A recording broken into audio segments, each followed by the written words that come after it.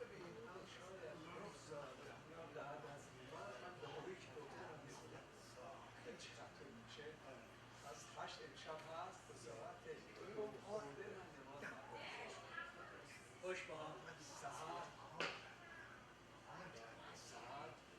از ساعت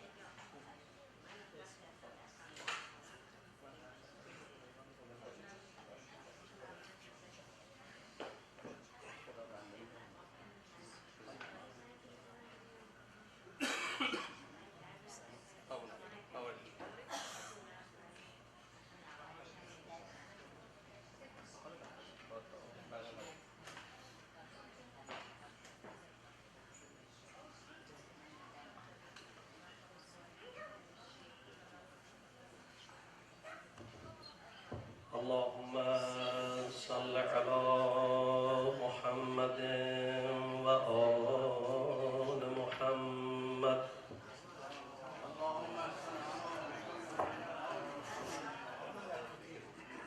أعوذ بالله من الشيطان الرجيم.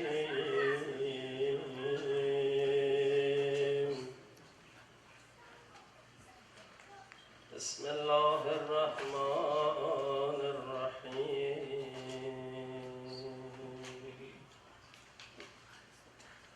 اللهم كن لوليك الحجة ابن الحسن صلواتك عليه وعلى آبائه في هذه الساعة وفي كل ساعة وليا وحافظا وقائدا وناصرا ودليلا وعينا حتى تسكنه أرضك طوعا وتمتعه فيها طويلا. جهت خوشنودی آقا امام زمان و فرج نازنینش اجماعاً صلوات جلیل مرحمت بفرمایید.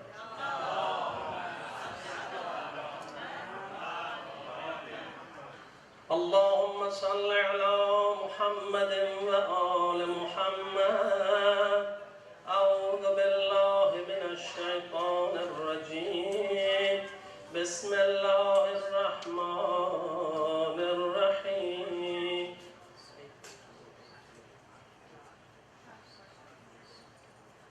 اللهم إني أسألك برحمتك التي وسعت كل شيء وبقوتك التي قهرت بها كل شيء وخضع لها كل شيء وذل لها كل شيء وبجبروتك التي غلبت بها كل شيء وبعزتك التي لا يقوم لها شيء وبعظمتك التي ملأت كل شيء وبسلطانك الذي على كل شيء وبوجهك الباقي بعد فناء كل شيء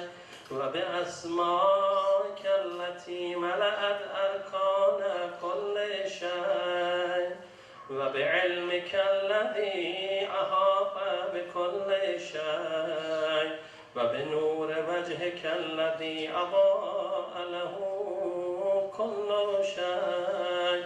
يا نور يا قدوس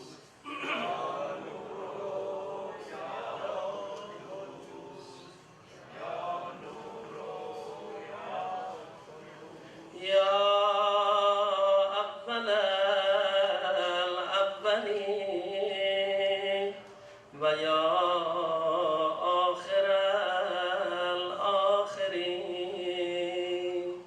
اللهم اغفر لي الذنوب التي تهتك العصام. اللهم اغفر لي الذنوب التي تنزل النقم. اللهم اغفر لي الذنوب التي تغير النعم. اللهم اغفر لي الذنوب التي تحبس الدعاء. اللهم اغفر لي الذنوب التي تنزل البلاء. اللهم اغفر لي الذنوب التي تقطع الرجاء. اللهم اغفر لي كل ذنب أذنبت وكل خطيئة أخطأتها اللهم إني أتقرب إليك بذكرك وأستشفع بك إلى نفسك وأسألك بجودك وكرمك أن تغنيني من قربك وأن توزعني شكرك وأن تلهمني ذكرك اللهم إني أسألك سؤال خاضع متذلل خاشع متضرر أن تسامحني وترحمني وتجعلني باسمك راضيا قانعا وفي جميع الأحوال متواضعا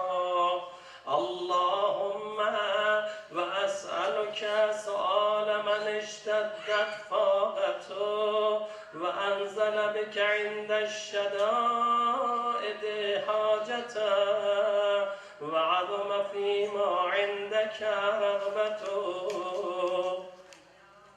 اللهم عظم سلطانك وعلى مكانك وخفي مكرك وظهر أمرك وغلب قهرك وجرت قدرتك ولا يمكن الفرار من حكومتك اللهم لا أجد لذنوبي غافرا ولا لغبائه ساترا ولا لشيء من عملي القبيح بالحسن مبدلا غيرك لا إله إلا أنت سبحانك وبحمدك ظلمت نفسي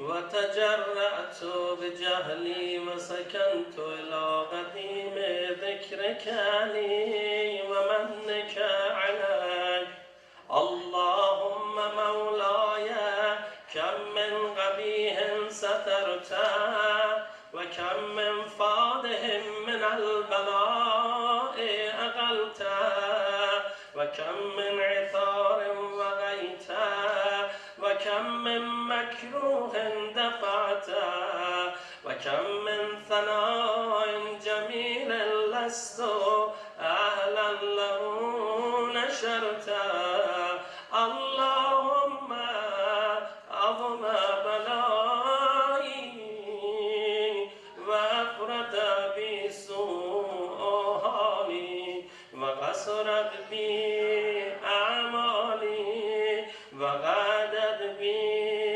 أغلالي وحبسني عن نفعي بعد آمالي وخدعتني الدنيا بغرورها ونفسي بخيانتها بجنايتها ومطالي يا سيدي فأسألك بعزتك ألا يحجب عنك دعائي سوء عملي وفعالي ولا تفضحني بخفي ما اطلعت عليه من سري ولا تؤاجلني بالعقوبة على ما عملته في خلواتي من سوء فعلي وإساءتي ودوام تفريطي وجهالتي وكثرة شهواتي وغفلتي وكن اللهم بعزتك لي في كل الأحوال رؤوفا وعلي في جميع الأمور أقول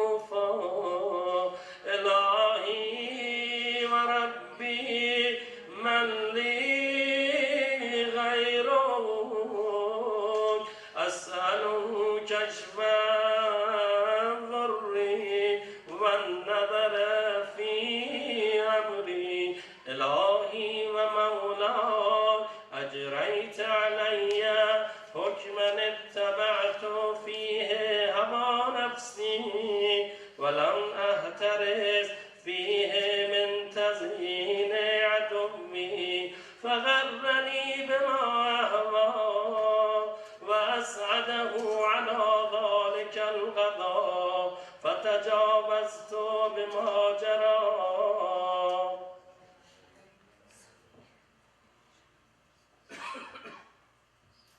فتجاوزت بما جرى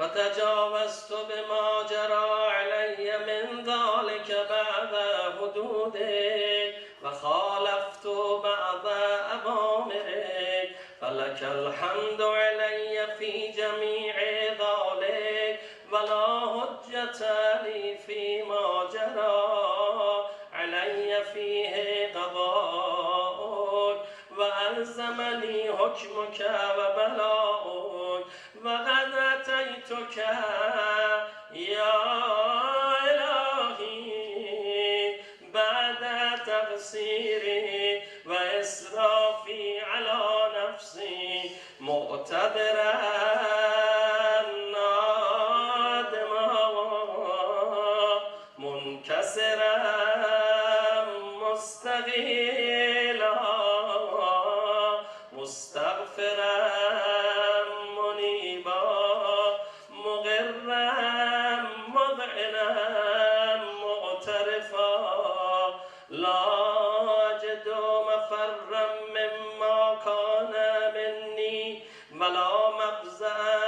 أتوجه إليه في أمري غير قبولك عذري وإدخالك إياي في سعة رحمتك اللهم فاقبل عذري وارحم شدة ضري وفكني من شد بثاقي يا رب ارحم ضعف بدني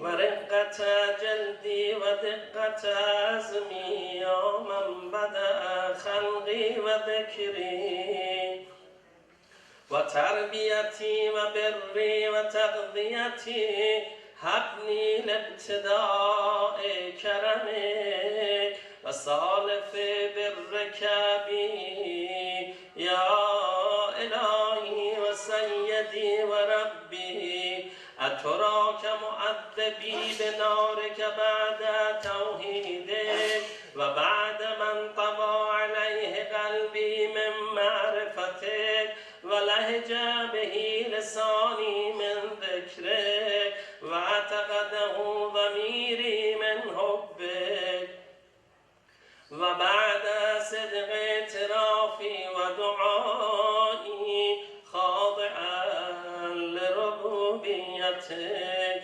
هيهات أنت أكرم من أن تضيع من ربيت أو تبعد من أدنيت أو تشرد من آويت أو تسلم إلى البلاء من كفيته ورحمته وليت شعري يا سيدي وإلهي ومولاي أتسلط النار على وجوه خرت لعظمتك ساجدا وعلى ألسن نطقت بتوحيدك صادقا وبشكرك مادها وعلى قلوب اعترفت بإلهيتك محققا وعلى ضمائر هبت من العلم بك حتى صارت خاشعة وعلى جبارها سعد إلى أوطان تعبد جودك طائعا وأشارت باستغفارك مذعنا ما كذب الظن بك ولا أخبرنا بفضلك يا كريم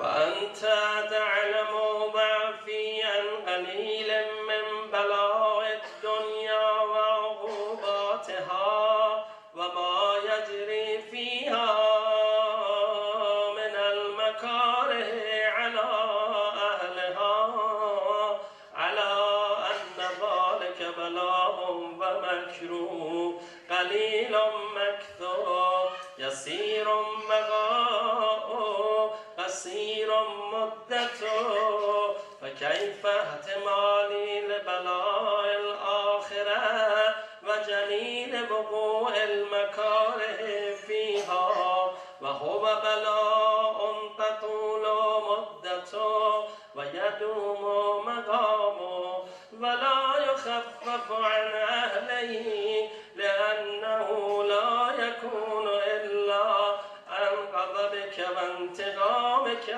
وسخطك وهذا ما لا تقوم له السماوات والأرض يا سيدي فكيف لي وأنا عبدك الضعيف الذليل الحقير المسكين المستكين يا إلهي وربي وسيدي ومولاي لأي الأمور إليك أشكو ولما منها ضج وأبكي لأليم العذاب وشدته أم لطول البلاء ومدته فلئن سيرتني للعقوبات مع أعدائك وجمعت بيني وبين أهل بلائك وفرقت بيني وبين أحبائك وأوليائك فهبني يا إلهي وسيدي ومولاي وربي صبرت على عذابك فكيف أصبر على فراقك وهبني يا إلهي صبرت على حر نارك فكيف أصبر عن النظر إلى كرامتك أم كيف أسكن في النار ورجائي عفوك فبعزتك يا سيدي ومولاي أقسم صادقا لئن تركتني ناطقا لأضجن إليك بين أهلها ضجيج العاملين ولأصرخن إليك صراخ المستصرخين ولأبكين عليك بكاء الفاقدين ولو نادينك أين كنت يا ولي المؤمنين يا غاية آمال العارفين يا غياث المستغيثين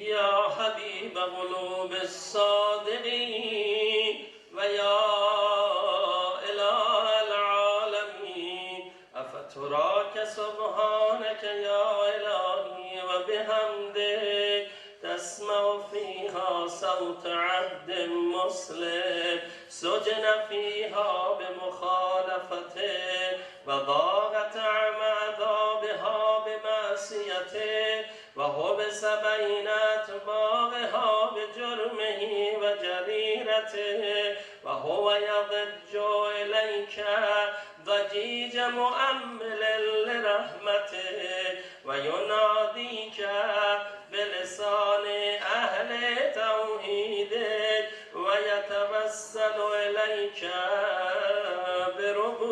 بربوبيتك يا مولاي فكيف يبغى في العذاب وهو يرجو ما سلف من حلمك أم كيف تعلمه النار وهو يأمل فضلك ورحمتك أم كيف يهرمه لهيبها وأنت تسمع صوتا وترى مكانا أم كيف يشتمل عليه زفيرها وأنت تعلم ضعفا أم كيف يتغلغل بين أطباقها وأنت تعلم صدقا أم كيف تزجره زبانيتها وهو يناديك يا رب أم كيف يرجو فضلك في عتقه منها فتتركه فيها هيهات ما ذلك الظن بك ولا المعروف من فضلك ولا مشبه لما آمنت به الموحدين من برك وإحسانك فباليقين أغتوا لولا ما حكمت به من تعذيب جاهدي وقضيت به من إخلاد معاندي لجعلت النار كلها بردا وسلاما وما كان لأحد فيها مغرا ولا مقاما لكنك تقدس الأسماء أقسمت أن تملأها من الكافرين من الجنة والناس أجمعين فأن تخلد فيها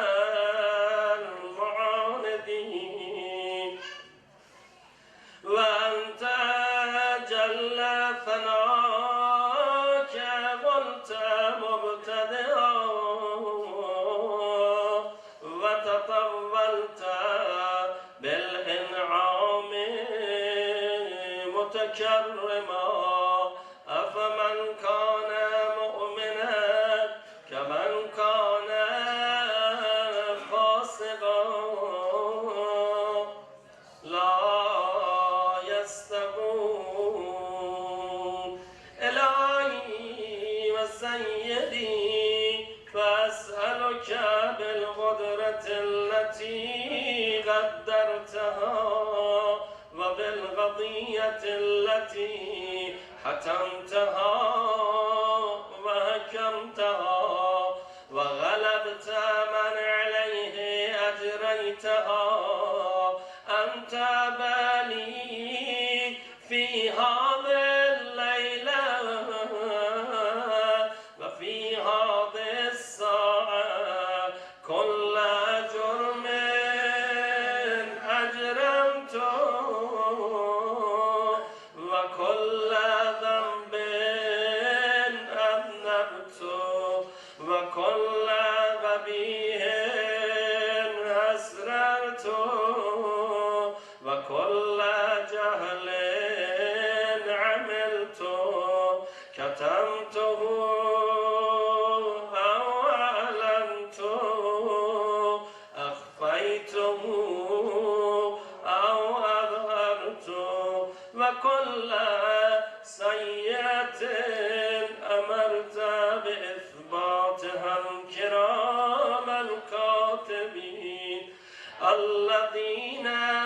ووكلتهم بحفظ ما يكون مني وجعلتهم شهودا علي مع جباري وكنت أنت الرقيب علي من ورائه والشاهد لما خفي عنه وبرحمتك أخفيته وبفضلك سترته وأن توفر حظي من كل خير أنزلته أو إحسان فضلته أو بر نشرته أو رزق بسطته أو ذنب تغفره أو خطأ تستره يا ربي يا ربي يا رب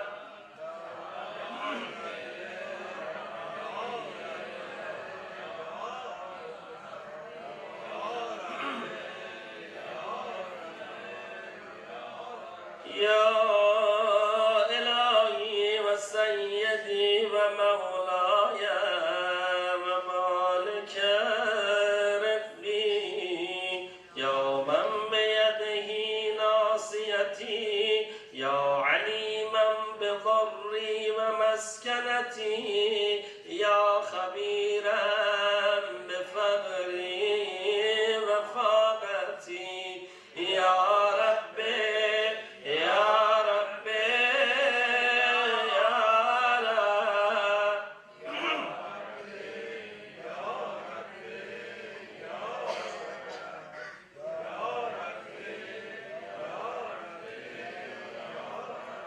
أسألك بحقك وقدسك وأعظم صفاتك وأسمائك أن تجعل أوقاتي من الليل والنهار بذكرك معمورا وبخدمتك موصولا وأعمالي عندك مقبولا حتى تكون أعمالي وأورادي كلها وردا واحدا وحالي في خدمتك سرمدا يا سيدي يا من عليه معولي يا من إليه شكوت أهوالي يا ربي يا ربي يا رب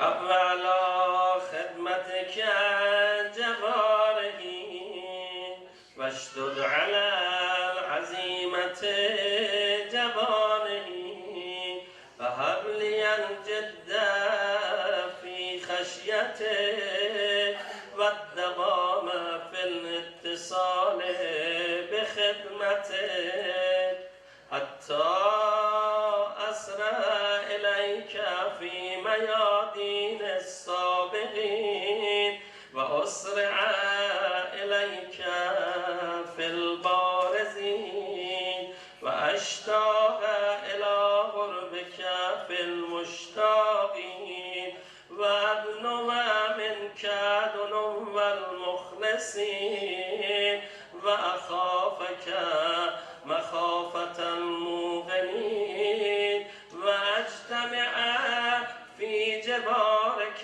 مع المؤمنين اللهم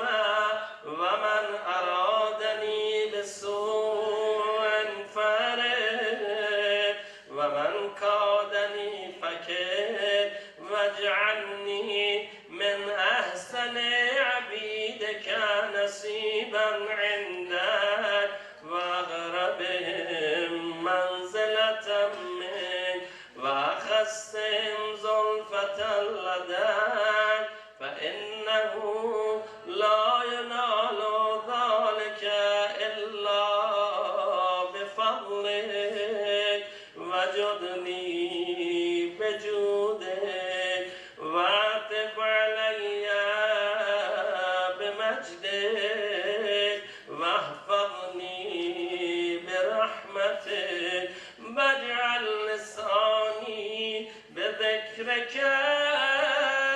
لهجا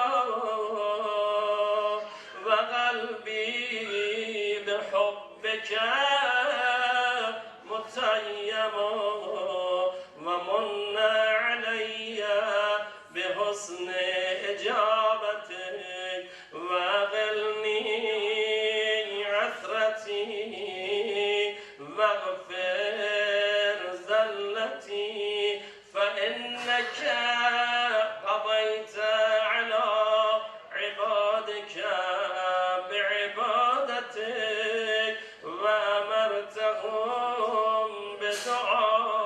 بدعائك وضمنت لهم الإجابة فإليك يا رب نسبت وجهي وإليك يا رب مددت يدي فبعزتك استجب لي دعائي وبلغني منال ولا تغتى من فضلك رجائي واكفني شر الجن والإنس من عدائي يا سريع الرضا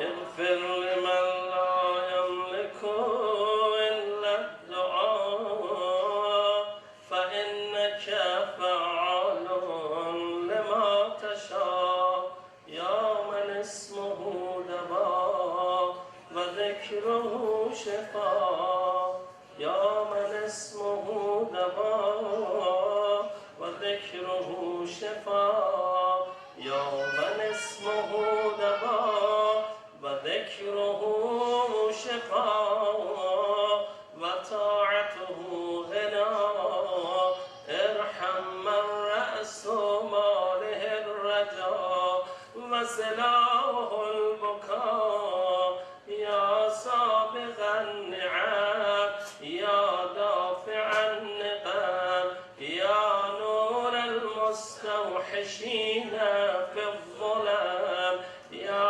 عالما لا يعلم صل على محمد وآل محمد وافعل بما أنت أهله ولا تفعل بما أنا أهله وصلى الله على رسوله والأئمة الميامين من آله وسلم تسليما كثيرا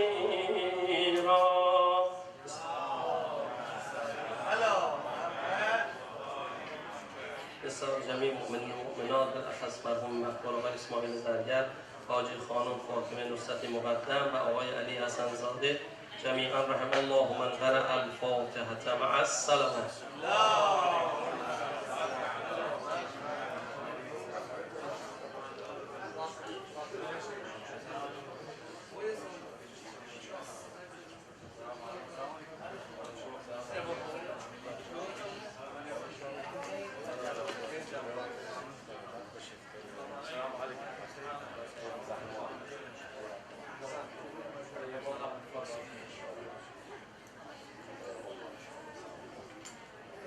سلام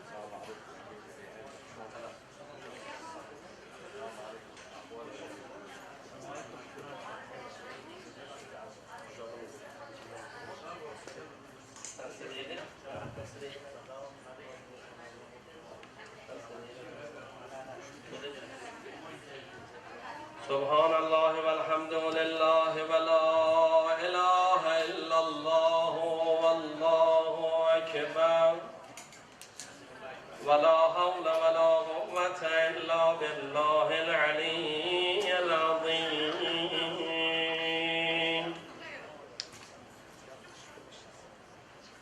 الله أكبر الله أكبر الله أكبر الله أكبر. أشهد أن لا إله إلا الله أشهد أن لا إله إلا الله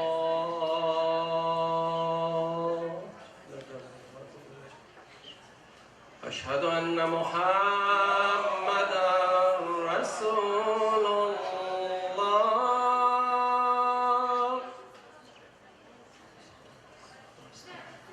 أشهد أن محمدا رسول الله صلى الله عليه وسلم. أشهد أن عليا ولي الله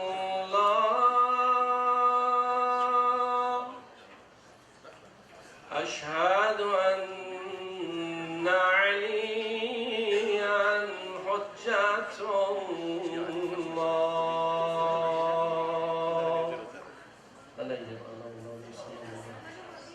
حي على الصلاة حي على الصلاة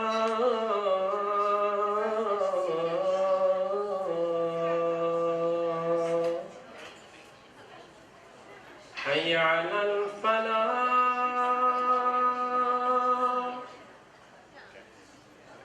حي على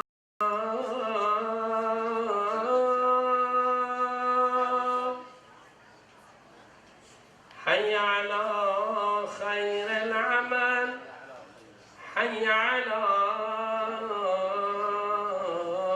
خير العمل.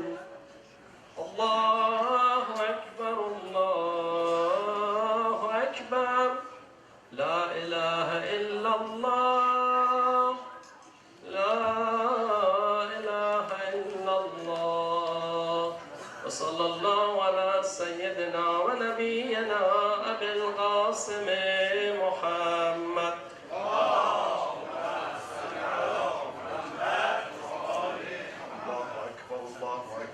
أشهد أن لا إله إلا الله أشهد أن لا إله إلا الله أشهد أن محمدا رسول الله أشهد أن محمدا رسول الله صلى الله عليه وآله وسلم. أشهد أن أمير المؤمنين عليا ولي الله أشهد أن عليا حجة الله. حي على الصلاة حي على الصلاة حي على الفلاح حي على الفلاح حي على خير العمل حي على خير العمل. قد قامت الصلاة قد قامت الصلاة. الله أكبر الله أكبر لا إله إلا الله.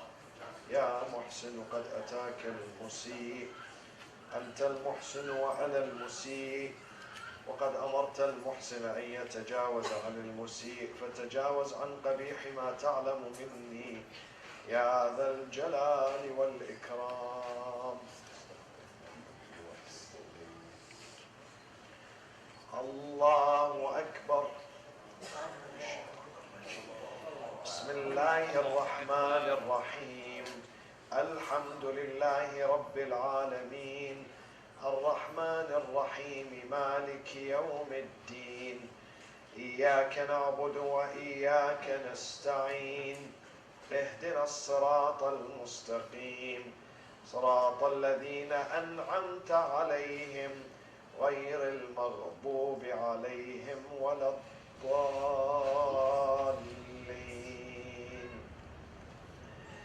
بسم الله الرحمن الرحيم. أرأيت الذي يكذب بالدين فذلك الذي يدع اليتيم ولا يحض على المسكين فويل للمصلين الذين هم عن صلاتهم ساهون الذين هم يراءون ويمنعون الماعون.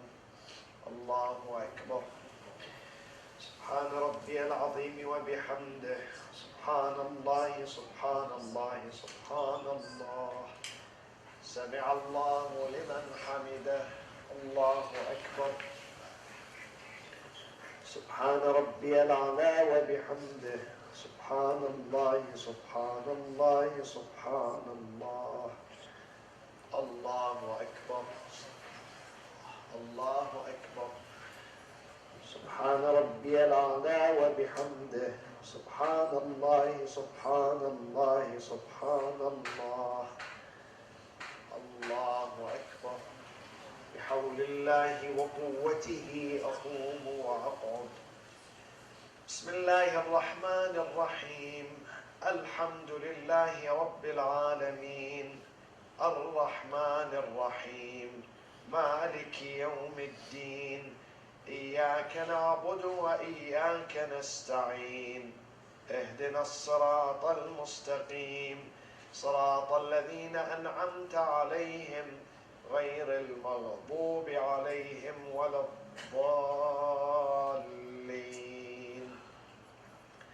بسم الله الرحمن الرحيم. قل هو الله أحد الله الصمد لم يلد ولم يولد ولم يكن له كفوا أحد.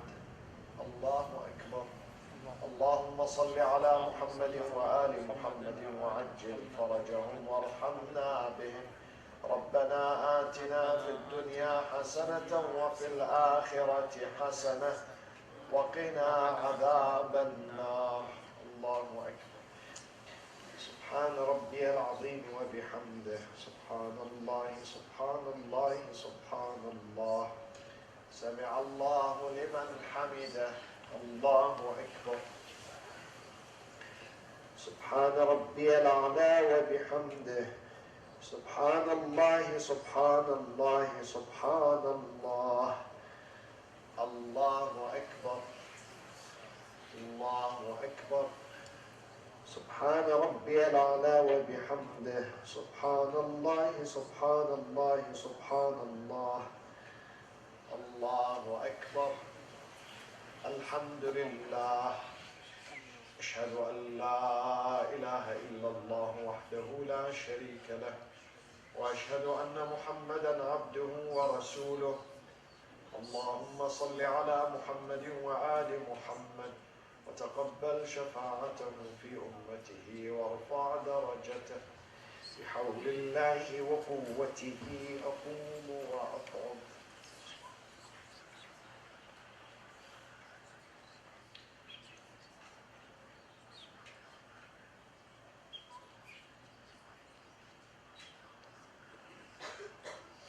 الله أكبر. سبحان ربي العظيم وبحمده. سبحان الله سبحان الله سبحان الله. سمع الله لمن حمده. الله أكبر. سبحان ربي الأعلى وبحمده. سبحان الله سبحان الله سبحان الله. الله أكبر. الله أكبر. سبحان ربي الأعلى وبحمده. اللهم صل على محمد وآل محمد يا ولي العافية. نسألك العافية عافية الدين والدنيا والآخرة بمحمد وعترته الطاهرة. الله أكبر. الحمد لله كما هو أهله. أشهد أن لا إله إلا الله وحده لا شريك له وأشهد أن محمدا عبده ورسوله. اللهم صل على محمد وآل محمد. السلام عليك أيها النبي ورحمة الله وبركاته. السلام علينا وعلى عباد الله الصالحين. السلام عليكم ورحمة الله وبركاته. الله أكبر الله أكبر الله أكبر.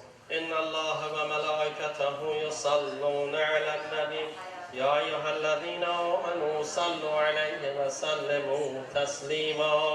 اللهم صل على محمد وآل محمد. اللهم صل على محمد وآل محمد. اللهم صل على محمد وآل محمد وعجل فرجه. تسبیحات حضرت زهرا سلام الله علیها.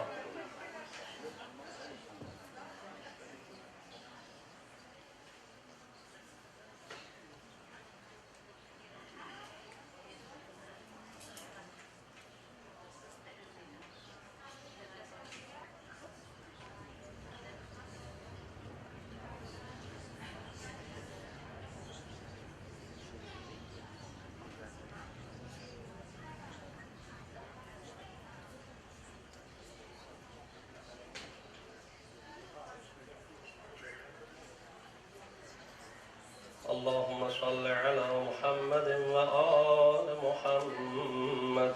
أعوذ بالله من الشيطان الرجيم. بسم الله الرحمن الرحيم.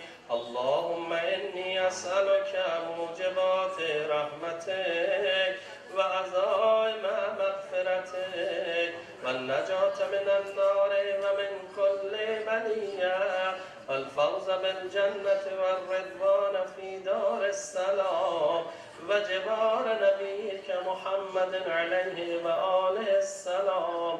اللهم ما بنا من نعمة فمن لا إله إلا أنت أستغفرك وأتوب إليك. بسیار جمعی مؤمنین و مؤمنات بالاخص مرحوم مغفور آقای اسماعیل زرگر، آقای علی حسن زاده، حاجی خانم فاطمه نصرتی مقدم، بانو نازنین ملکوتی و حاج حبیب الله ملکوتی رحم الله من قرأ الفاتحة مع الصلوات.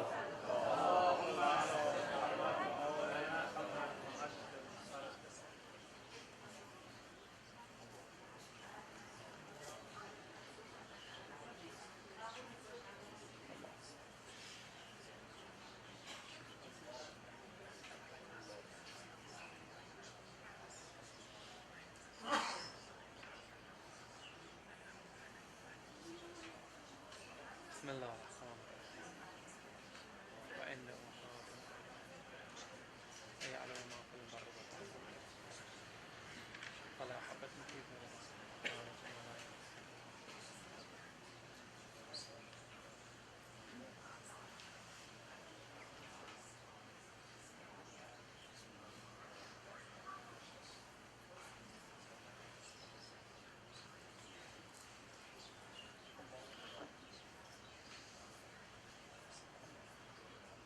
بسم الله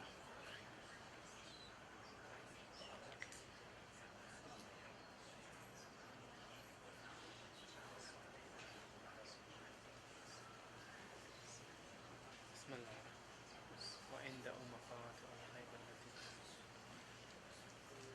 ما تسقط من ورق ولا رطب ولا يابس إلا في كتاب. وعنده اللهم صل على محمد وارتقى. اللهم أنت ولي نعمتي والقادر على الخير التي تعلم حاجتي وأسألك بحق محمد عليه وعلى لما قضيت آلي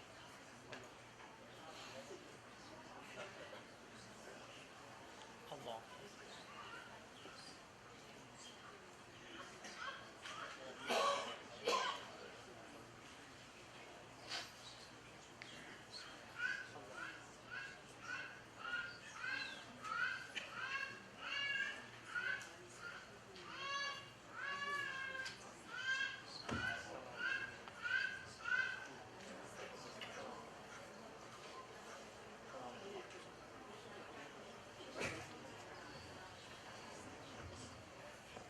الله أكبر الله أكبر.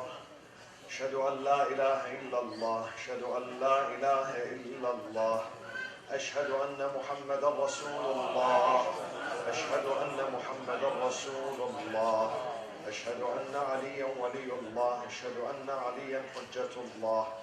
حي على الصلاة، حي على الصلاة، حي على الفلاح، حي على الفلاح، حي على خير العمل، حي على خير العمل. قد قامت الصلاة، قد قامت الصلاة. الله أكبر، الله أكبر، لا إله إلا الله.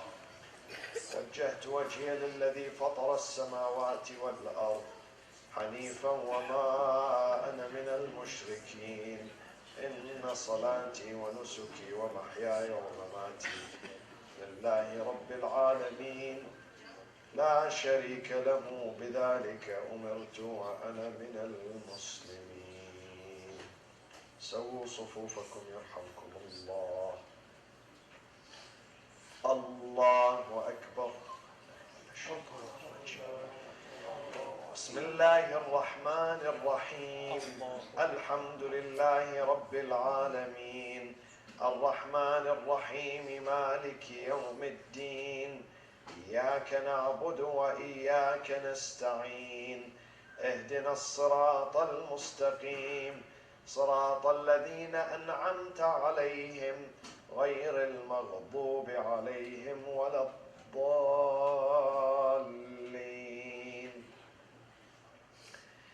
بسم الله الرحمن الرحيم. والعصر إن الإنسان لفي خسر إلا الذين آمنوا وعملوا الصالحات وتواصوا بالحق وتواصوا بالصبر. الله أكبر. سبحان ربي العظيم وبحمده. سبحان الله، سبحان الله، سبحان الله. سمع الله لمن حمده. الله أكبر.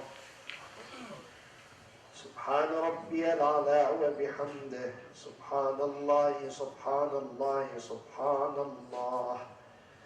الله أكبر.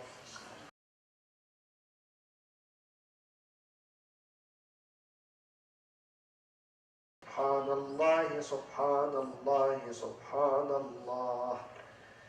الله أكبر. بحول الله وقوته أقوم وأقعد. بسم الله الرحمن الرحيم. الحمد لله رب العالمين، الرحمن الرحيم، مالك يوم الدين. إياك نعبد وإياك نستعين. اهدنا الصراط المستقيم، صراط الذين أنعمت عليهم غير المغضوب عليهم ولا الضالين.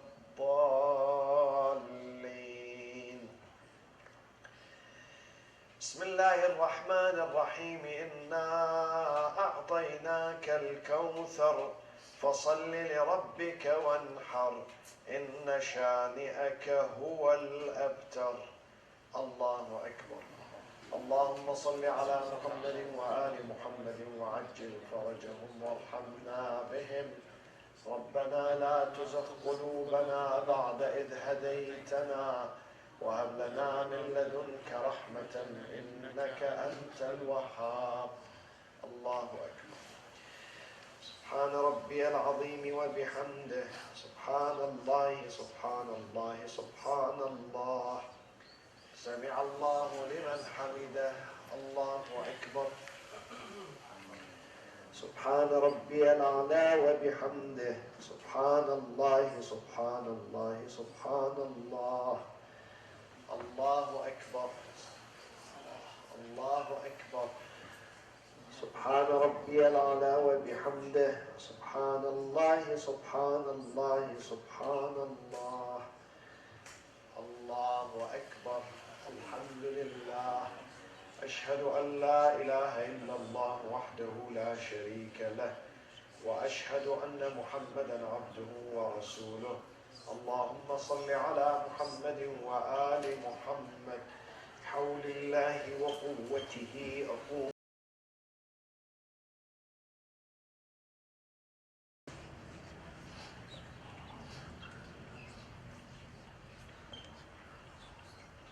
الله أكبر. سبحان ربي العظيم وبحمده. سبحان الله، سبحان الله، سبحان الله. سمع الله لمن حمده. الله أكبر. سبحان ربي الأعلى وبحمده. سبحان الله سبحان الله سبحان الله. الله أكبر. الله أكبر. سبحان ربي الأعلى وبحمده. سبحان الله سبحان الله سبحان الله. الله أكبر. بحول الله وقوته أقوم وأقعد.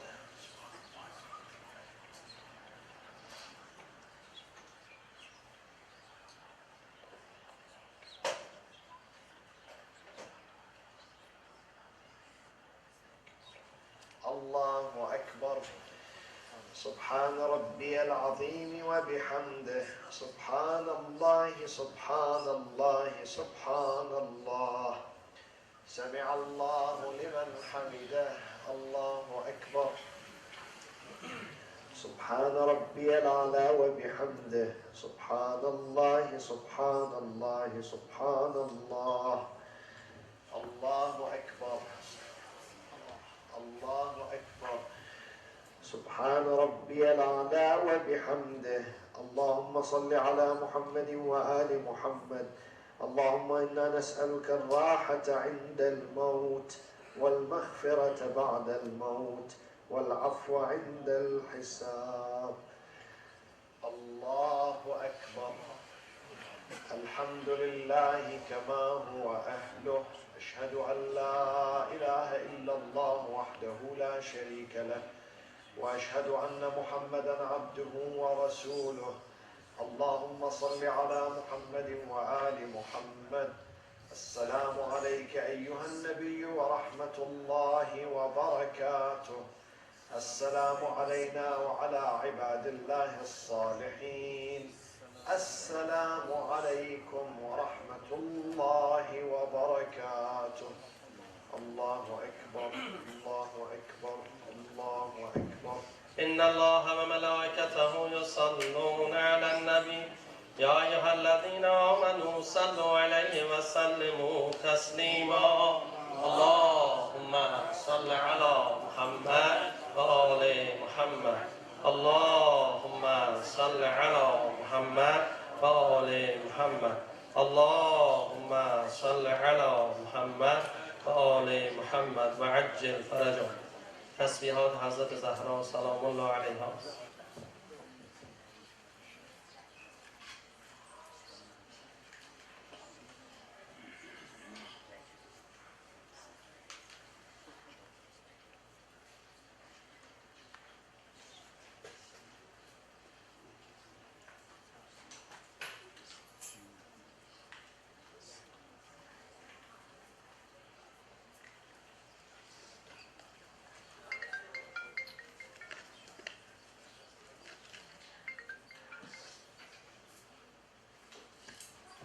اللهم صل على محمد وآل محمد. أعوذ بالله من الشيطان الرجيم. بسم الله الرحمن الرحيم. اللهم إنه ليس لي علم بموضع رزقي، وإنما أطلبه بخطرات تخطر على قلبي، فأجول في طلب البلدان، فأنا فيما أنا طالب كالحيران، لا أدري في سهل هو أم في جبل، أم في أرض أم في سماء، أم في بر أم في بحر، وعلى يدي من ومن قبل من، وقد علمت أن علمه عندك وأسبابه بيدك، وأنت الذي تقسمه بلطفك وتسببه برحمتك. اللهم فصل على محمد وآله، واجعل يا ربي رزقك لي واسعا، ومطلبه سهلا ومأخذه قريبا، ولا تعنني بطلب ما لم تقدر لي فيه رزقا، فإنك غني عن عذابي وأنا فقير إلى رحمتك وصل على محمد وآله وجد على عبدك بفضله إنك ذو فضل عظيم. Brothers and sisters, let's recite Amen with you for all ill people. There is a cancer ill person and he needed your prayers for him, please. Allahumma salli ala Muhammadin wa ali Muhammad. أعوذ بالله من الشيطان الرجيم. بسم الله الرحمن الرحيم. أما يجيب المضطر إذا دعاه ويكشف السوء. أما يجيب المضطر إذا دعاه ويكشف السوء. أما يجيب المضطر إذا دعاه ويكشف السوء. أما يجيب المضطر إذا دعاه ويكشف السوء. أما يجيب المضطر إذا دعاه ويكشف السوء. اللهم اشف كل مريض. اللهم اشف كل مريض ومريضة. اللهم عجل بوليك الفرج. صلى الله عليك يا مولاي يا عبد الله وعلى الأرواح التي حلت بفنائك. عليك مني سلام الله أبدا ما بقيت وبقي الليل والنهار ولا جعله الله آخر العهد مني لزيارتكم. السلام على الحسين وعلى علي بن الحسين وعلى أولاد الحسين وعلى أصحاب الحسين. السلام عليكم يا أهل بيت النبوة جميعا ورحمة الله وبركاته. مثل جميع مؤمنین و مؤمنات بالاخص مرحوم مفقود آقای اسماعیل برزگر، علی حسن زاده، حاجی خانم فاطمه نصرتی مقدم، نازنین ملکوتی و حاج حبیب الله ملکوتی جميعا رحم الله من قرأ الفاتحة مع الصلوات.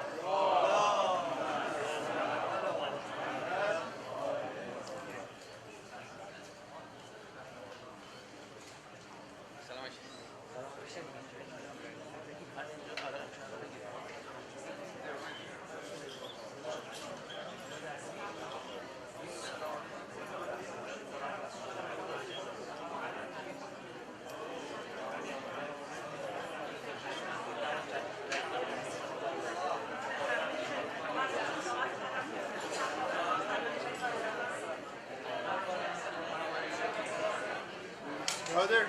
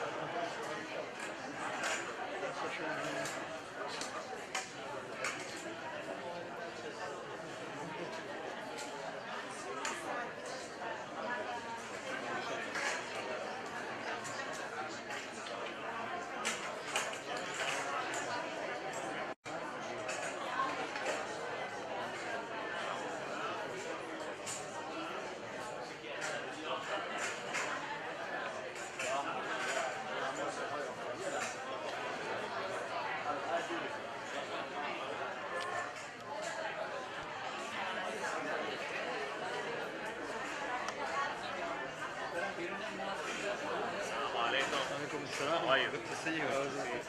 Zainab, say salam. Say salam. She just woke up. She was sleeping. It's okay. She's sleeping over.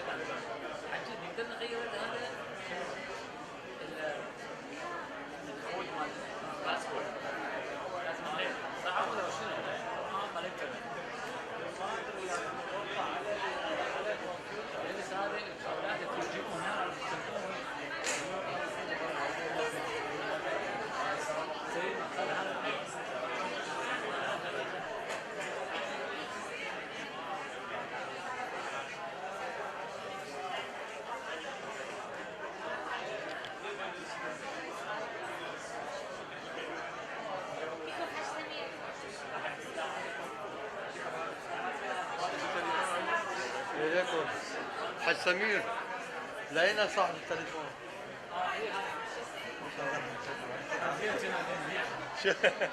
كنا نبيعه على ايباي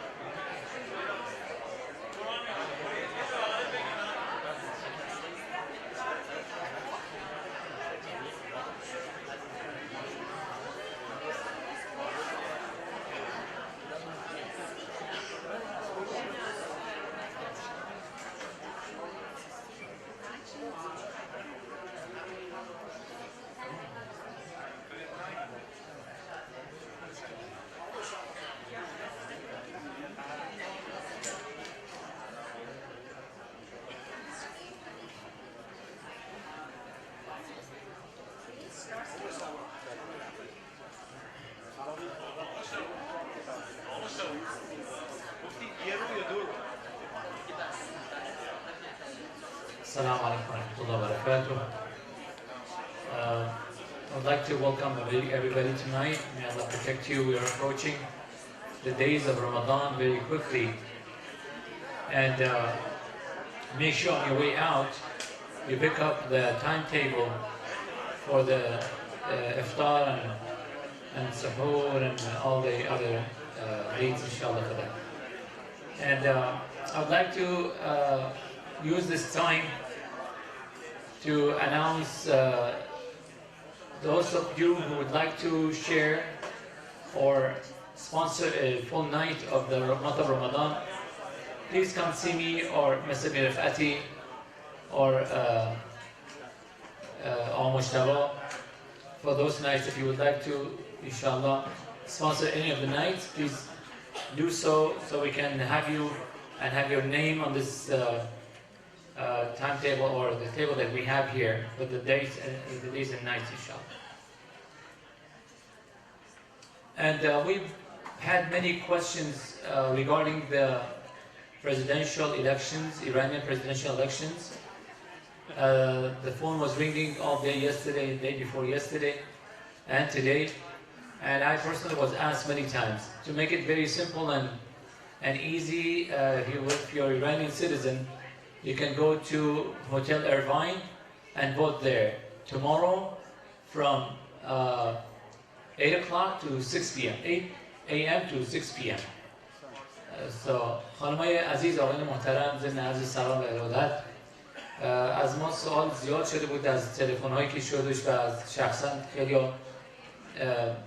سوال میکردن که آیا در اورنج کانتی هم جایی برای انتخاب رئیس جمهور برای انتخابات ایران وجود داره یا خیر؟ بله، ما به هر حال برامون رسید که فردا بین ساعت 8 صبح تا 6 بعد از ظهر در هتل ایرواین میتونید اونجا برید و انشالله انتخاب کنید اونی که صلاح هست برای انشالله دین و دنیای خودمون. یه صلوات مرحمت بفرمایید.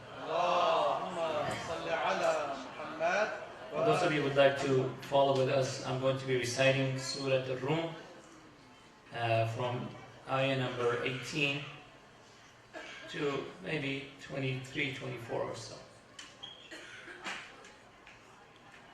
أعوذ بالله من الشيطان الرجيم. بسم الله الرحمن الرحيم.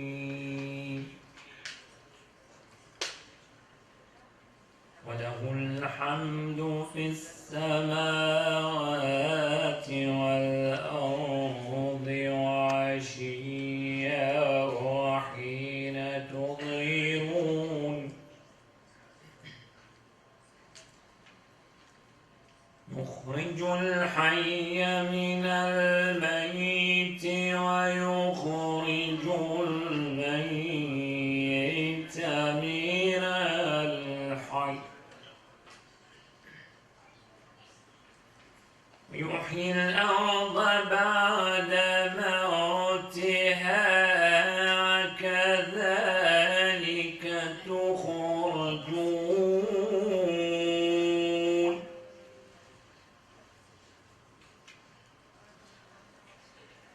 ومن آياته أن خلقكم من تراب ثم إذا أنتم بشر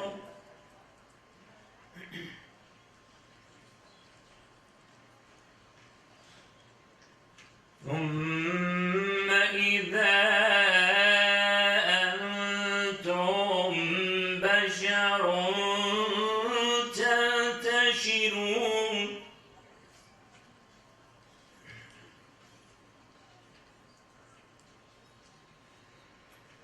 ومن آياته أن خلق لكم من أنفسكم أزواجا لتسكنوا إليها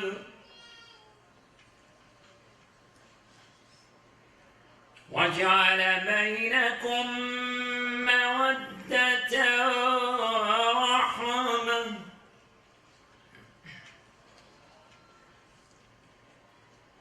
إن في ذلك لآيات لقوم يتفكرون.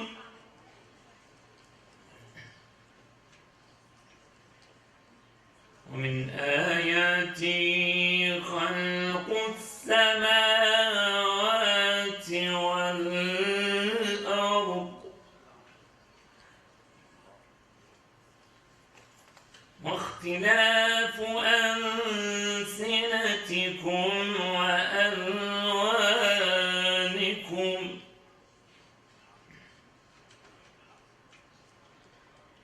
إن في ذلك لآيات للعالمين.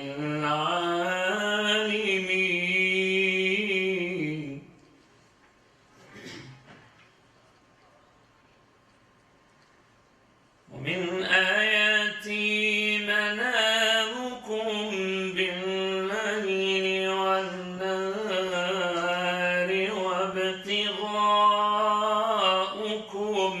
من فضله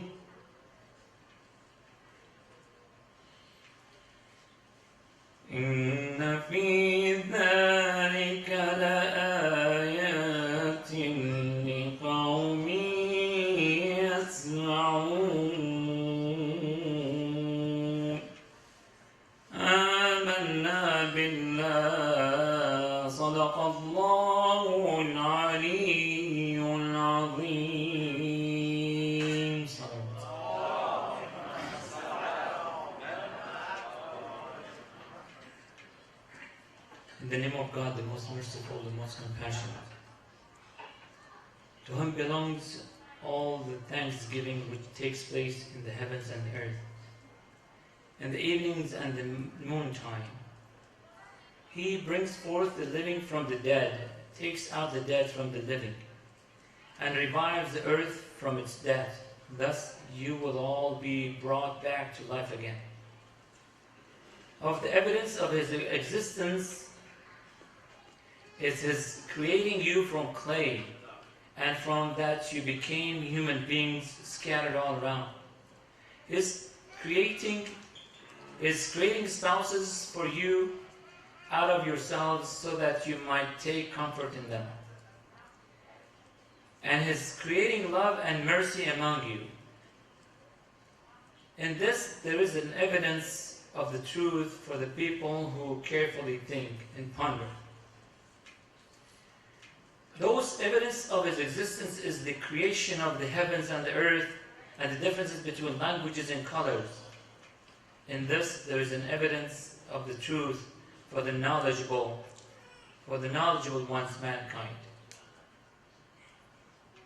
You're sleeping during the night, and in the day you're seeking His favors or evidence of the truth for the people who have hearing. Sadaqallahu alayhi. Please recite another salawat. Allahumma salli ala Muhammad wa ali Muhammad. I would like to request all the brothers and sisters, if you have children who might be hyper a little bit, please take them upstairs and have them, with the other teachers we have. Our sister Zainab is here. I think she's going upstairs, inshallah, to take care of the kids, and there's a lot of goodies for them to be busy with some other work they're going to be doing, inshallah, upstairs. Or that next door room is available as well. خانمای عزیز، آقای محترم از شما. Yes, we have live stream, of course. Everybody knows pretty much right now that we have live stream in the next door. خانمای عزیز، آقای محترم، ضمن عرض سلام و ارادت مجدد از همه بزرگواران درخواست میکنم اگر بچه‌های کوچیکی دارید که ممکنه این مقداری سخت باشه کنترل کردنشون، ازتون درخواست میکنم متواضعانه تقاضا میکنم که بچه‌ها رو ببرید بالا، یا اینکه در یک از اتاقی که اونجا هستش و لایو استریم هم داریم میتونید سخنرانی آقا رو هم مستقیم از اونجا حضور داشته باشید ان شاءالله. جهت سلامتی شما و دعوت از جناب آقای سماحت السید مصطفى القجی to the podium, please recite Allah salawat. Allahumma salli ala Muhammad wa ali Muhammad. Assalamu alaikum jami'an wa rahmatullahi wa barakatuh. Alaykum assalam wa rahmatullahi. Before we begin Surah Yunus, and we have 2 more weeks tonight and next Thursday, and we will conclude, inshallah, Surah Yunus.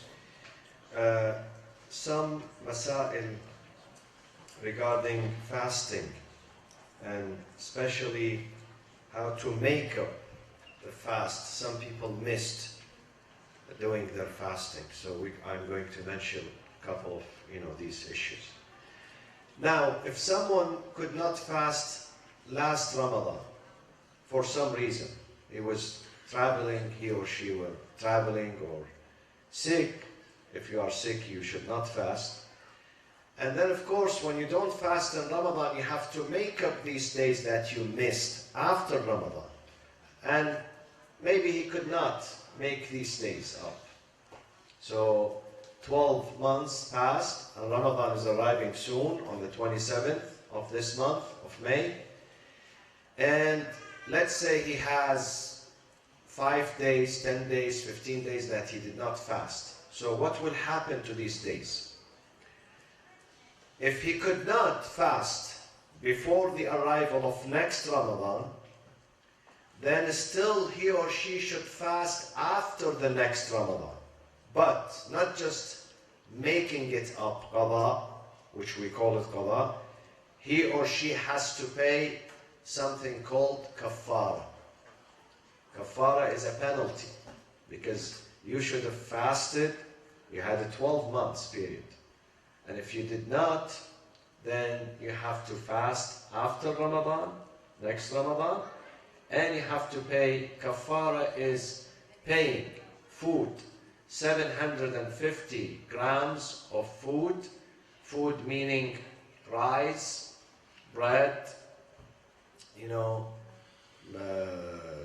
dates, original food. Original, not the extra. Yes, not salad, for instance. No. Food, real food, paying 750 grams to the poor people for each day you missed. Now, what is the difference between kafara and fidya? Kafara is a penalty for what you missed deliberately. You were able to do, but you missed. Fidya is the same amount, 750 grams, same amount of penalty. But this is not penalty. Fidya is for what you missed out of control. You missed out of control, so you pay the fidya. That is the difference. So the amount of kafara and fidya both are 750 grams, but kafara for when you break your fast, let's say, deliberately, or you delay making it up. If someone breaks his fast deliberately on the day of Ramadan, that person has to make that day up and pay penalty. The penalty either to fast 60 days for that day that he or she missed, 60 days, or feed 60 poor person, and feeding them at least $2 a day, so 60 times 2, $120 for each day. You break your fast deliberately. For those of you who cannot fast for some reasons, either ailments, sickness, or old age, or some of them very young, 9 years old girls who cannot fast, too weak to fast. They can't afford fasting. They collapse if they fast. In that case, they don't fast, but they pay fidya. Now, if after the month of Ramadan you recover and you can fast, then you must do. If not, then they drop the qada, the fasting, but you have to pay fidya. The fidya is 750 grams per day, per person. Now, one more question and I conclude. If someone did not fast for so many years, someone was brought in a family and his parents, they did not teach him to pray or fast, maybe until he reached the age of puberty. For boys is 13 or 12, for girls is about 9, but he did not fast. They didn't ask him to fast. They didn't teach him to fast. Some people, they reach the age of 30 and 40 and 50 and they are still, alhamdulillah, young. They did not fast. Now he wakes up now. He wants to make up what he missed. In this case, that person should make up all these days that he missed, plus paying kafara for every day he missed. Paying kafara. Because he missed. Now, in one case, he would not be asked to pay kafara, which is penalty. If he or she thought at that time, at the time that he missed his prayers, that it was not wajib, mandatory on him to pray. The fasting, it was not mandatory on him to fast. If he or she thought that it's not wajib, in that case, he just make up the fasting. He does not pay penalty. But if he knew that he's doing something wrong, he knew that fasting is mandatory and he should fast, then beside making up all these days that he missed, whether it is 1 year or 2 years or 3 years or whatever, he should pay kafara too. Okay? Is this clear? Do you have any question on qada, making up the fasting if you have? Because some people, when Ramadan gets close, They want to make up the days that they missed. Now, if you are doing qada, let's say, tomorrow you are fasting because you missed 2 or 3 days from past Ramadan. Once you do the fasting of qada, making up, then after dhuhr, you cannot break your fast. It becomes like the month of Ramadan. If you break your fast before noon, then it's okay. But if noon, which is the adhan, let's say adhan is about 12:49 p.m. After that, if you break your fast, then you have to make up that day, of course, because you ruined that day, you did not finish that day, and you have to pay kafara, penalty too. After the adhan, after zawal, or after the noon time.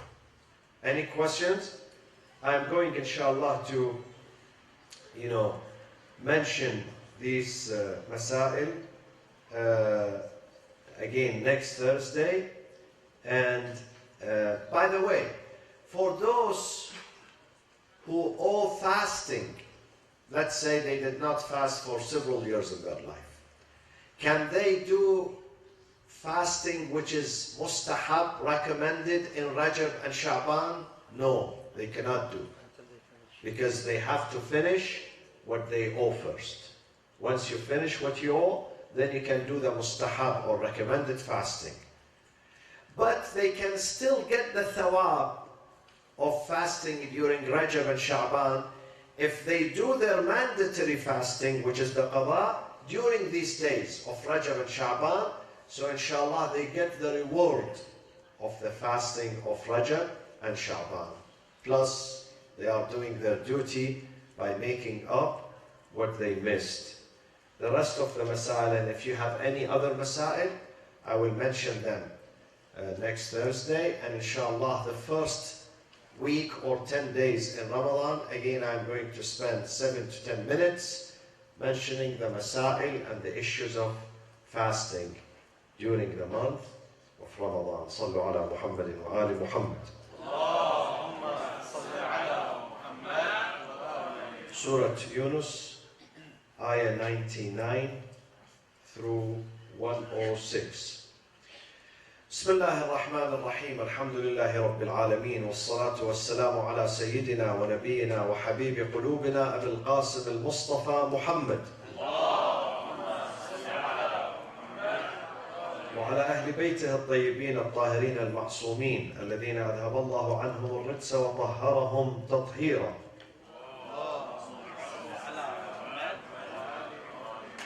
أعوذ بالله من الشيطان الرجيم. بسم الله الرحمن الرحيم.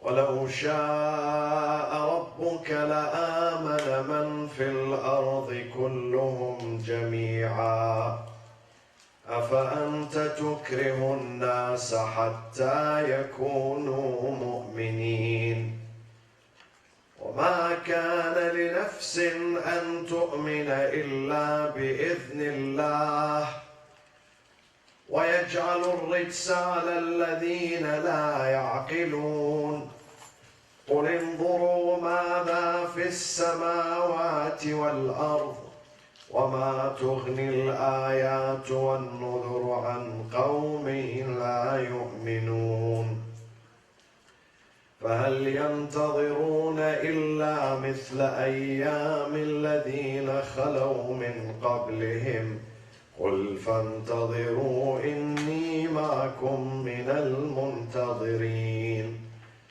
ثم ننجي رسلنا والذين آمنوا كذلك حقا علينا ننجي المؤمنين قل يا أيها الناس إن كنتم في شك من ديني فلا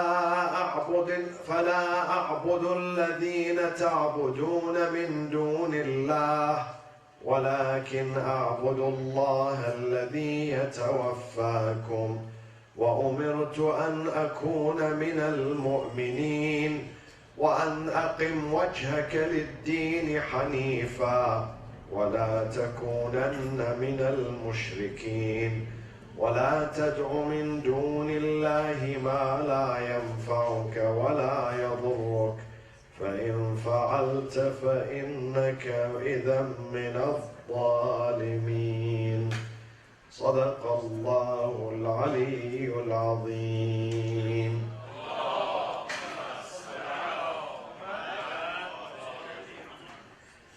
A very powerful verse in the Quran that reflects the spirit of freedom of religion in Islam. People oftentimes ask, do you have a freedom of religion? In your religion, in your Islam, can you believe in freedom of religion? Can you pick and choose the religion that you like without being persecuted and punished? Yes. Where is the evidence? This is the evidence. Chapter 10, verse 99. Surah Yunus, ayah number 99. وَلَوْ شَاءَ رَبُّكَ لَآمَنَ مَنْ فِي الْأَرْضِ كُلُّهُمْ جَمِيعًا. Had your God willed, He could have made all the people of earth believers in Him and worshippers. But He did not do that. He gave them the choice, the freedom. أَفَأَنْتَ, O Ya Rasulullah, do you think that you can compel people to believe? أَفَأَنْتَ تُكْرِهُ النَّاسَ حَتَّى يَكُونُوا مُؤْمِنِينَ? Definitely you don't compel people. This is a powerful statement. That yes, we believe in freedom of religion, freedom of choice, freedom of faith. You can believe in God and you can reject God. And they should not punish you. Why they should not punish you? Because the faith, the matter of faith, has to be left free for people to decide. You can't force people to have faith in something. Because if you force them, their faith in that thing is going to be fake, not genuine. They might tell you, yes, we believe, but they don't believe deep down there. And God does not want people to lie about this. He doesn't force them. He says, I want each and every one of you to reach me through his and her freedom, through his and her conviction, and full awareness and understanding, and full choice. I don't want someone to be pushed to me. I don't want parents to force their children to believe in me. I don't want the government to force the people to believe in God. I don't like this. God says, I don't like this. God says to the Prophet, the highest ranking human being and messenger on earth, أَفَأَنْتَ تُكْرِهُ النَّاسِ Ya Rasulullah, are you going to compel? Tukrih means compel. Definitely I'm not going to do that. I'm not going to allow you to compel people to believe. So this is about freedom of religion. God wants us to be free. So when we are free, we have a free thinking. There is no pressure on us. And God wants us to use our brain to discover Him, not just emotions. Our brain. Some people believe in God through emotions. Emotions does not work. Because emotions are going to change. But when you believe in Him through your brain and reason, you are not going to change. You are going to be there forever. That's the difference between someone who believes through reason, intellectual conviction and understanding. This is how he embraces God and faith. And someone who's under emotional influence of her husband, her boyfriend, her neighbor, his teacher, his wife. God says these types of faiths do not work. I don't like them. I don't want you to force people to believe in me. Can someone force you to love your mother? No. And if that person forces you, he's wrong. He's wrong because you're not going to love your mother by force. You're not going to love your father by force. You need to reach that conclusion yourself. The same thing with God. God says, I want you to come to me through your own freedom and knowledge. وَلَوْ شَاءَ رَبُّكَ لَآمَنَ مَنْ فِي الْأَرْضِ كُلُّهُمْ جَمِيعًا. And same thing with religion. God could have made all people Muslims, but He didn't. You think He can't? He can't program our minds in a way that we all become Muslims? He can do that. But He doesn't do that. He says, what's the point? If I program you, what's the point? You have done nothing. It's not a big deal for you. It's not a choice for you. And therefore you don't even deserve paradise. Because I programmed you. I forced you to come to me to accept Islam. I want you to discover Islam yourself. I don't want you to inherit Islam from your parents. That's the difference between inheriting Islam and discovering Islam. You know why some people their Islam is good and some people their Islam is bad? Those whose Islam is good, they discovered Islam. They embraced Islam through discovery and hard work. Those whose Islam is bad, it's only by name Muslims, but not character, they inherited Islam from their parents, from their families. That's the difference. We have to discover Islam. We have to know why we want to be Muslims. But to take it from my mother and my dad, not knowing why I'm Muslim, I always say this. The reason why people are Sunnis because they are born in Sunni families. The reason why most Shia are Shias because they are born in Shia families. It's a matter of birth, not a matter of choice. Maybe 0.5% they make a choice, 0.5%. The rest, they take religion from their forefathers. Only few who have the guts, the courage, the wisdom, the farsightedness to go and compare, make comparison between religions, and they study all schools of thought, and then they say, well, after 5 years, I made the choice. This is the right faith for me. This is the right madhab, school of thought. Very few, very few. Not even 1%.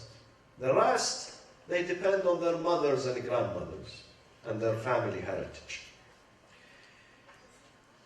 وَمَا كَانَ لِنَفْسٍ أَن تُؤْمِنَ إِلَّا بِإِذْنِ اللَّهِ.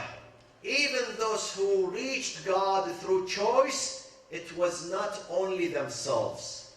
It couldn't have happened without the guidance of God and the invitation of God. Even you, who did good homework and good research, and you discovered God, it was not only you. You couldn't have done that without an invitation from Him, without His help and His guidance. How is that? His help is these books. Without these books, it's difficult to reach to Him. Without the prophets, difficult to understand. Without reason, God is the creator of reason. Without this sound aql or reason, you cannot. If your reason has a problem, your aql has a problem, does not function well, you can't reach Him. وَمَا كَانَ, it's not possible, وَمَا كَانَ لِنَفْسٍ, for any human soul, أَن تُؤْمِن, to believe in God, إِلَّا بِإِذْنِ اللَّهِ, save by His leave and His permission and His invitation. God sends invitations. Some of you received the invitation yesterday. Some of you received the invitation 3 years ago. Some of you 30 years ago. Some of you 3,000 years ago. The invitations have been sent to all of us. Some of us respond to it immediately. Some of us, it takes us 3,000 years to respond to it. But we received the invitation. And some of them are not going to answer the invitation. They're going to decline. Say, I'm sorry, I'm too busy to come to God and believe in God. I'm too busy with my dunya. My dunya is running well. I have money, I have income, I have good health. Why should I need God? God is for those who are barefoot, for the homeless.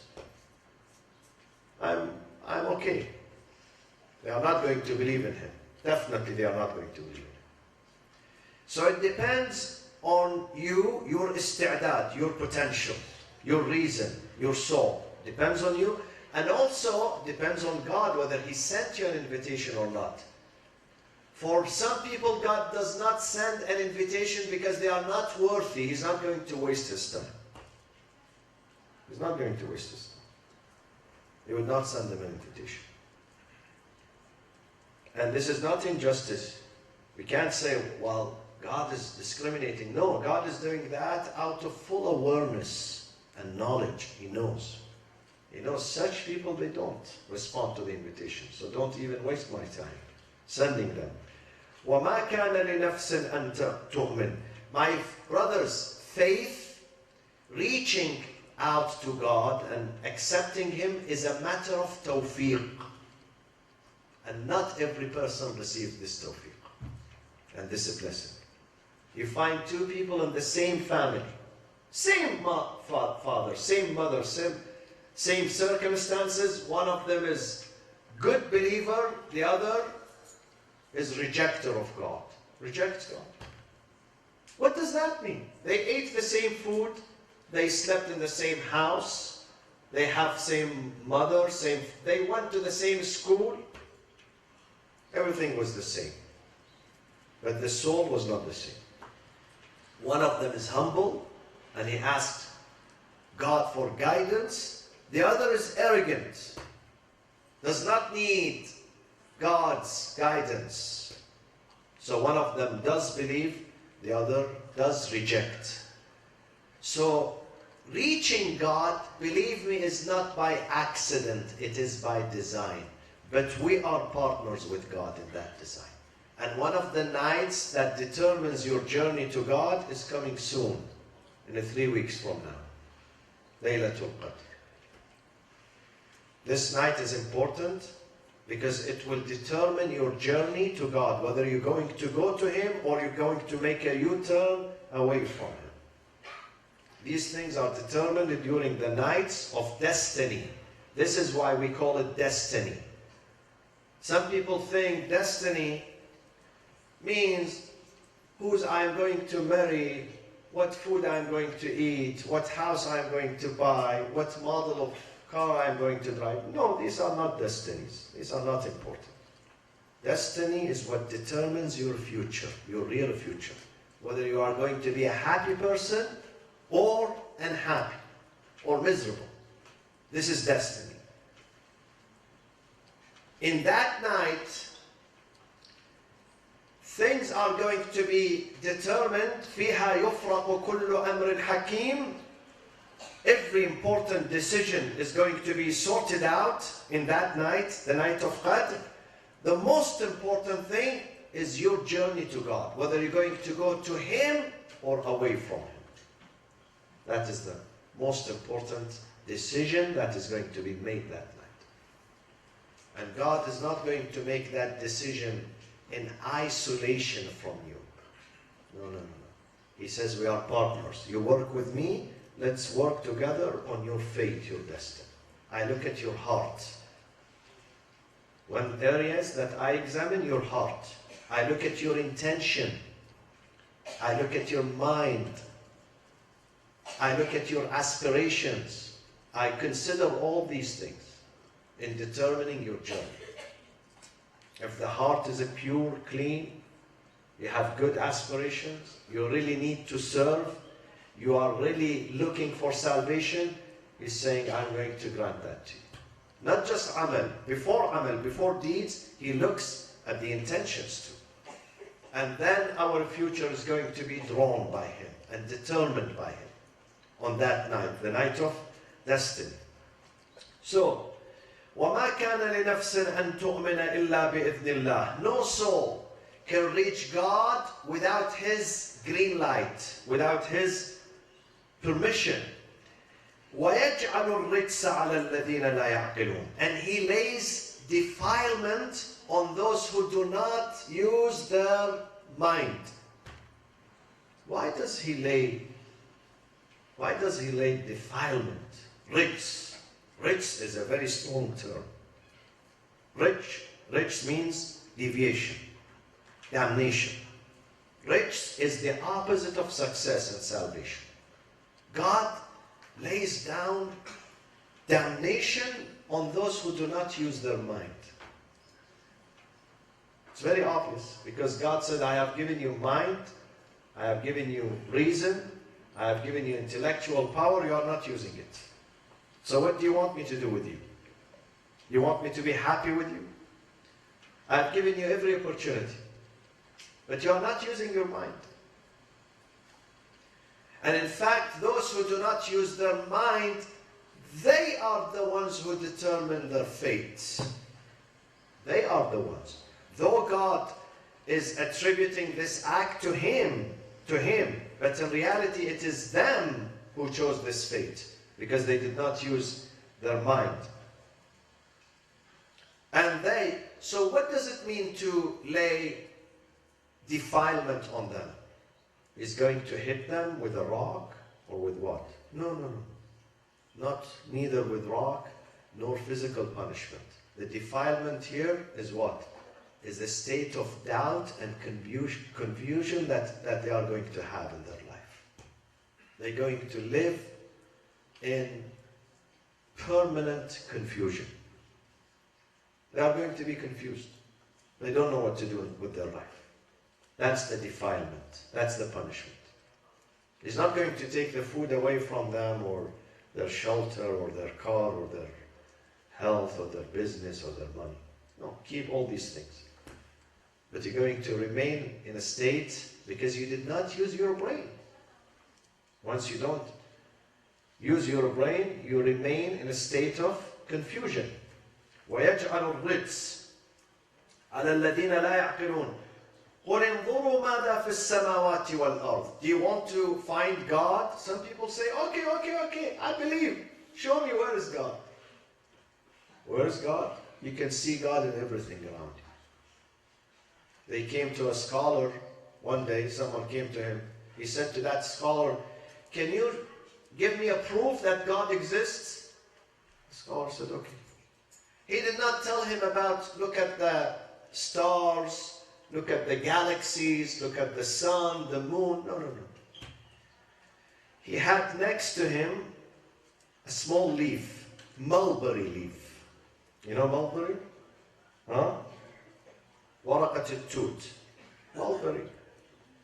Who knows mulberry? You know it. Okay? Small one next to him. He carried that one. He said, do you see this leaf?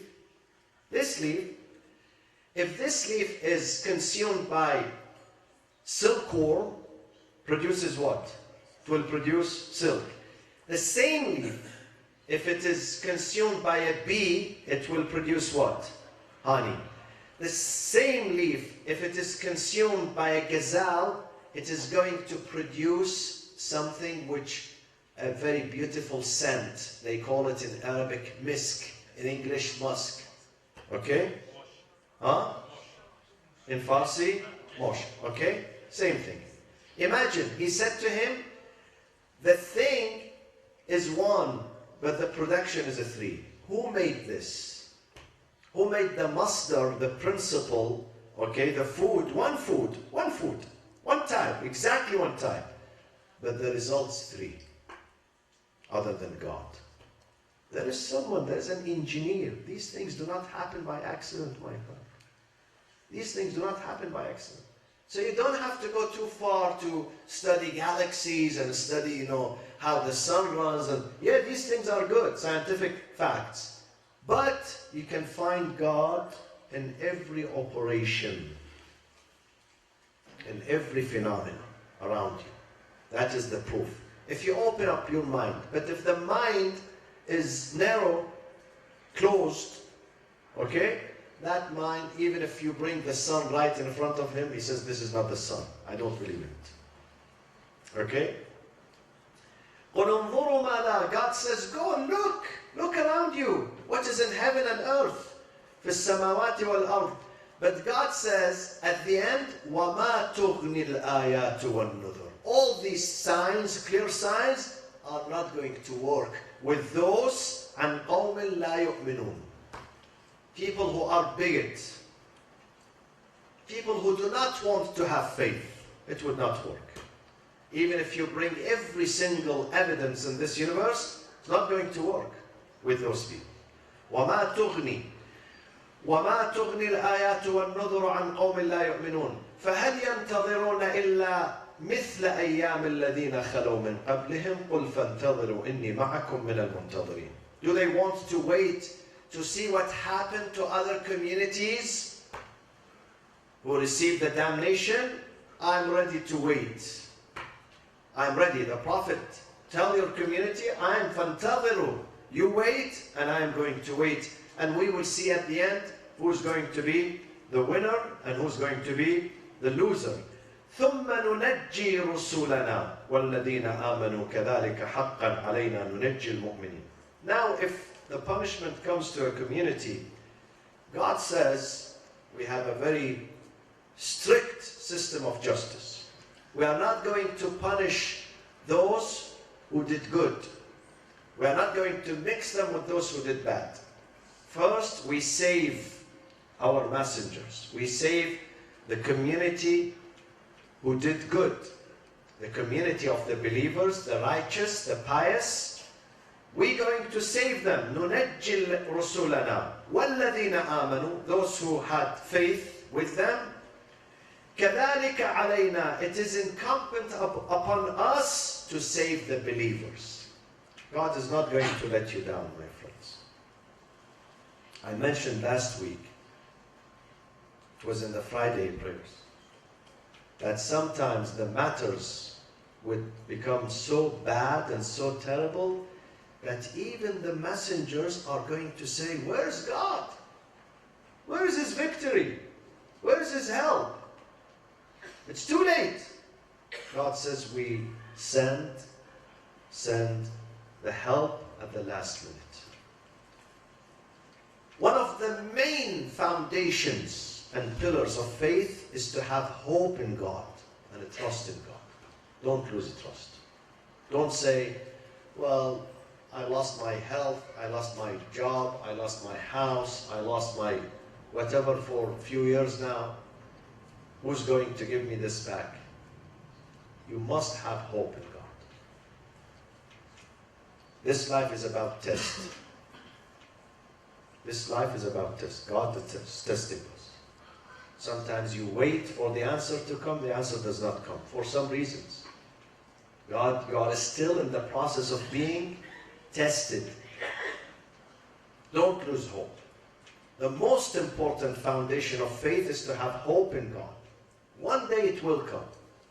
God said that the time that you reach the breaking point of being completely despondent and despair, I'm going to send you the answer to that.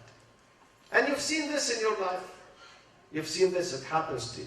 Sometimes you don't have money, for a few days.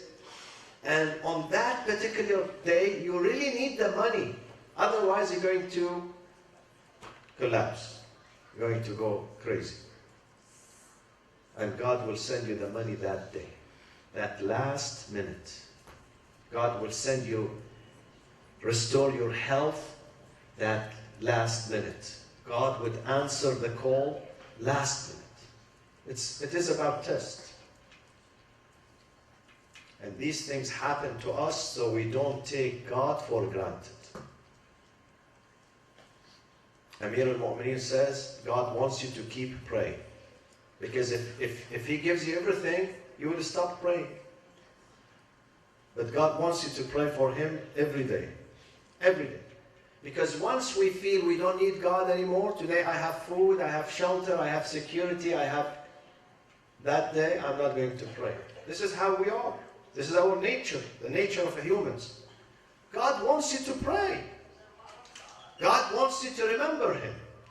ثم كذلك حقا علينا ننجي المؤمنين قل يا أيها الناس إن كنتم في شك من ديني فلا أعبد الذين تعبدون من دون الله ولكن أعبد الله الذي يتوفاكم وأمرت أن أكون من المؤمنين. Quraysh, they had hope that Muhammad, this messenger, one day he will get tired. We keep rejecting him. One day he will get tired. Nobody is believing him. So he will shut down his business. He will say, I quit. Nobody believed in me. God was telling to his prophet, Ya Rasulullah, O Muhammad, tell your community, tell Quraysh that if you have doubt that one day I am going to give up, you are losers. You are living in an illusion. I'm not going to have that doubt. And I'm not going to worship your idols. I worship none but فَلَا أَعْبُدُ الَّذِينَ تَعْبُدُونَ مِن دُونِ اللَّهِ. The idols that you worship beside God, I'm not going to do that. وَلَكِنْ أَعْبُدُ اللَّهِ. But I'm going only to serve God and worship God. الَّذِي يَتَوَفَّاكُمْ. God is who is going to receive your souls at the time of death. The one who receives the souls, Allahu yatawaffa al-anfus, at the time of death. He receives every soul. The only soul that survives, nobody can receive that soul, is his soul. Yes. That's the difference between us and God. This is one difference. There are thousands of differences. This is one. That we all die, but God does not die. And He's going to receive our souls. وَأَنْ أَقِمْ وَجْهَكَ لِلدِّينِ حَنِيفًا. Make your face straight. Hanifan. In fact, Hanif in Arabic literature, it's diverted. It's not straight. Diverted from what? From battle.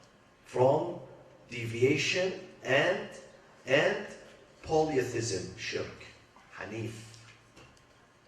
So if someone diverts, avoids, averts polytheism, he's going to reach into what? Monotheism.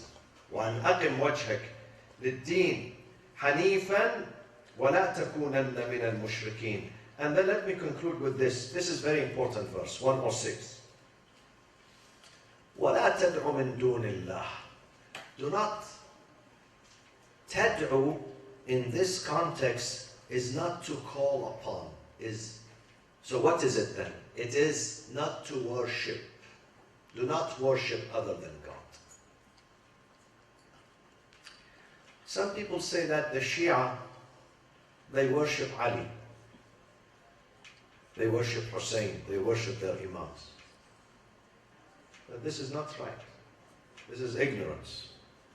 Nobody worshipped Ali or Hussein or even the Prophet, who was greater than Ali and Hussein. Nobody. We worship God. And we worship only God, and none but God. So what is the job of Muhammad and Ali and Hussein and Fatima and those imams? Those are gates to God. Those are gates who can make the journey easy for us to reach God. These are means, not goals. The goal is God. And then if you notice in the Quran, there is a difference between polytheism and monotheism. One word. The difference is one word only. One word. Polytheism is min dunillah, other than God. This is polytheism. You put those people beside God, or you put God aside and you worship the idols or people. Okay? What is then monotheism in the Quran? Bi'idhnillah. With God's permission. Jesus was a human being. We don't believe Jesus was divine. Jesus neither is the Son of God nor God. He's a human being. But Jesus was able to resurrect the dead. It's in this book. Jesus was able to cure the blind and the deaf. He was able to do that. These are the jobs of God. These things belong to God. But God said, with my permission, I give them to Jesus. Not just Jesus, I could give them to any person. Inni. Look at the Quran. The Quran says, Jesus said to the children of Israel, Inni akhluqu lakum. I create. I, Jesus. I am Jesus. I create for you From clay, I create a bird, living bird. He said this. So what does the Wahhabi say about Jesus? Definitely they're going to say he's mushrik. He says, I'm the creator. Yes, he is the creator, but with the permission of God. Without the permission of God, Jesus cannot move his hand. Without his permission. That's the fine line between monotheism and polytheism. Polytheism without God. Monotheism with God's permission. Bi'idhnillah, with God's leave. I can do anything. That's the difference. When we call upon Imam Hassan and Hussein and the Prophet and Zahra and Imam Rida and Imam Ali, with the permission of God, not without God. That's the difference. That's the delicate difference that I wish one day they can understand it. Inshallah. When Obama goes to Riyadh tomorrow, I hope inshallah he will, Trump, yeah, I hope inshallah he will explain this mas'ala, the difference between shirk and tawheed to them inshallah. If he himself gets it, you know. اللهم اغفر للمؤمنين والمؤمنات والمسلمين والمسلمات الأحياء منهم والأموات تابع اللهم بيننا وبينهم بالخيرات إنك مجيب الدعوات إنك غافر الخطيئات إنك ماحي السيئات وجاعلها حسنات إنك على كل شيء قدير. Next Thursday is going to be the last Thursday before the month of Ramadan, so we will finish up with chapter 10, Surah Yunus. And in the month of Ramadan, we're going to have a variety of subjects every night. We're going to do 2 things. Actually 6 things. 1, we're going to have halaqah of Quran here, 1 hour before sunset, halaqah, Quranic circle. Huh? Yeah, we recite 1 juz, so students would recite and the teacher would listen to them and he corrects their pronunciation and recitation 1 hour before Maghrib. And then at Maghrib we will do Maghrib and Isha, we combine them 2. And then we do Iftar inshallah, we break the fast together. And when we do 1 supplication, Dua al-Iftitah, beautiful supplication with English translation. And we will have, before me, we will have a member of the community. It could be youth, it could be an adult, no age limit, who can share a reflection for 5 minutes. A reflection, any story, any personal story, good idea. You come up, we have a coordinator, okay, and speak about something useful, not just any reflection, reflection that we learn from it. You inspire the people in the month of Ramadan. Okay, so any person, you can put your name and come inshallah and speak, and then after that I will have a specific subject every night inshallah. Subjects that are related to our life as Muslims in this country. Regarding our children, our women, rights of women, the rights of minority, how we deal with others, and many other philosophical, theological, political, social, and economic issues, inshallah. We're going to discuss them through the nights of Ramadan. اللهم اغفر للمؤمنين والمؤمنات والمسلمين والمسلمات الأحياء منهم والأموات تابع اللهم بيننا وبينهم بالخيرات وعجل في فرج سيدنا ومولانا صاحب العصر والزمان. A friend of mine in the Bay Area passed away 3 hours ago.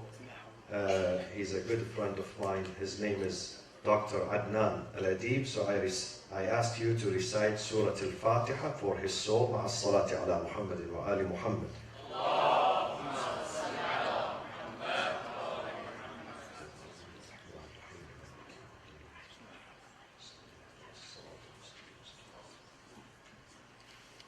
Salat al-Jumu'ah at 1 p.m. tomorrow, inshallah. Thank you. أحسنت سيدنا.